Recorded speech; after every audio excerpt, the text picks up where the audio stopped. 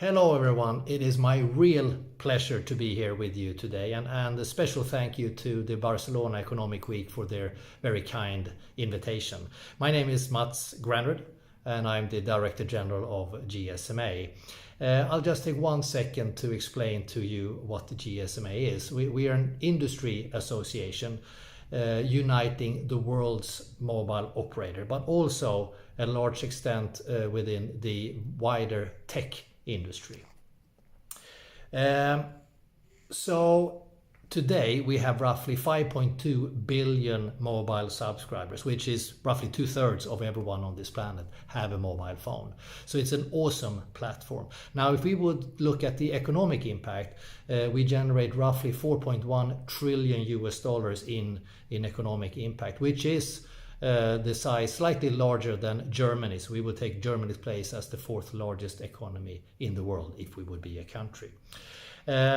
We do a lot of things around technology. We do things around advocacy, regulation, spectrum, strategic issues, and of course we run the Mobile World Congress in Barcelona, in Shanghai and Los Angeles. Today I would like to talk to you around 2 things: technology and the impact on society. Firstly, let's talk about technology. So 2020 will obviously be known in the history books as the year that changed everything. Our lives, how we work, and maybe even what we work on. The arrival of COVID-19 has put the mobile connectivity sort of at the center stage for us to be able to continue with life, or at least some sort of life as we know it.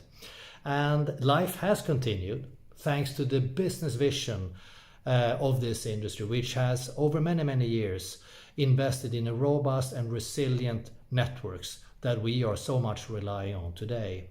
Thanks to the mobile networks, industries, organizations and the citizens in every country have taken an accelerated step into the future, into this new digital future. This, we would say, is an accelerated future. So what does this future hold? Well, we think that one component is certainly intelligent connectivity. Intelligent connectivity, which will come with the next generation of transformative technology, namely 5G, and which will open the door to digitization across maybe all industries. Similar thing happens when we moved into 2G, 3G and 4G, and the full extent of this transformation value of 5G will only become apparent once it's fully up and running. You might remember that the launch of 2G enabled communication over voice. We became mobile for the first time. We could walk and talk at the same time. The launch of 3G gave us some sort of understanding of data, what data capabilities will be in the future. Never really delivered on the promise. Now 4G, on the other hand, in roughly 2008 or 9 or so, when 4G was introduced, enabled a full introduction to the data world with apps and social networking, online e-commerce, advertising models, cameras, and a lot of mobile wallets. 4G truly gave us the world of data. By the way, data consumption is forecasted to triple every 4 years, and today we consume roughly 30 exabytes per year. So in 2024 we will consume 90 exabytes per year. That's a lot of bytes, I'll tell you that. But also 10 years ago, none of us had heard about WhatsApp, Instagram, Uber or Spotify, and companies like TikTok and WeChat had not even been founded. Now these are just some of the billion-dollar companies that were built on and from 4G. I still remember being asked back in 2008 or so, what is the killer application of 4G? And what is the killer application of 3G? Well, we didn't really have a good answer. Now we know the answer of at least 4G, and that is the creation of this platform economy. Without 4G, none of these companies would be as successful as they are today. Over the next decade, another wave of mobile-led technology unicorns will be born from 5G and will drive our future economies. In this new era of intelligent connectivity, the combination of 5G, AI, big data and IoT is already changing the way we live, the way we work and the way we do business. So how fast will 5G arrive? Well, globally it is going to be very gradual. And while it's true that 2019 was a big year for 5G, it was also the year that 4G became the dominant mobile technology across the world with over 4 billion connections. To date, slightly more than 100 or 106 5G networks have been launched in 47 countries, and roughly 7% or so of all mobile connections are on 5G. 7% are on 5G. And we have roughly 200 5G devices have been launched to date. A further 90 operators or so have plans to launch 5G, made up of half and half by European and Asian operators. Investment in the future has started clearly. Operators are expected to invest roughly $1.1 trillion in mobile capex between now and 2025, and roughly 80% of that will be towards 5G. So it will happen, no doubt. In the 5-year view, US, Korea, Japan and China and a few markets in Europe are leading, while the rest of the world is more challenged financially. Of course, this year COVID-19 has impacted the rollout of 5G infrastructure and also caused setbacks on available handsets, but this we believe is only a small blip. Another question that I'm asked a lot is what 5G will bring for revolution to the consumers. Will it be really any difference? Well, we envisage that it will, just like 2, 3 and 4G did. Timing is, of course, everything, and the world will be ready when tech is ready. Services will be closer to customer and faster and more reliable and more secure. Our access to information and its granularity is taking a big, huge step forward. It's interesting that consumers in South Korea, China and the Middle East currently seem most willing actually to upgrade to 5G. We expect consumer take-up to be around 20% of the global subscriber base by 2025. With a few advanced countries at the forefront and emerging markets further out. So as I said, globally, this will be a gradual rollout. So how might human behavior change based on 5G? Well, we know that 5G and AI will impact online shopping, no doubt, allowing consumers to see how something will look at home and helping to make a decision when purchasing. So if that experience is as good or even better than in the store, we could see a spike in e-commerce. We are also foreseeing a further reduction in the use of cash with more tap and go, both in developed markets and emerging markets, with a significant growth in mobile money. COVID-19 has already changed our behavior this year with online and mobile education, with mobile healthcare and social distancing and contact tracing, obviously. Now, the English author Douglas Adams, I don't know if you have heard of him, but it's an English author named Douglas Adams. He once wrote that anything that was invented when you were born is perfectly natural. And anything that is invented before you turn 35 or so is exciting and is pretty cool actually, and if we're lucky we might actually make a career out of this new invention.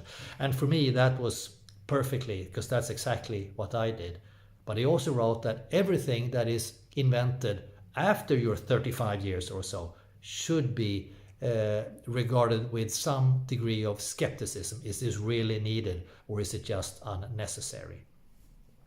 So it is, for me, no surprise that many people, or some people, are treating 5G, AI, IoT and big data with a certain skepticism, branding them technologies that may compromise our rights and be used against us or even actually bad for our health.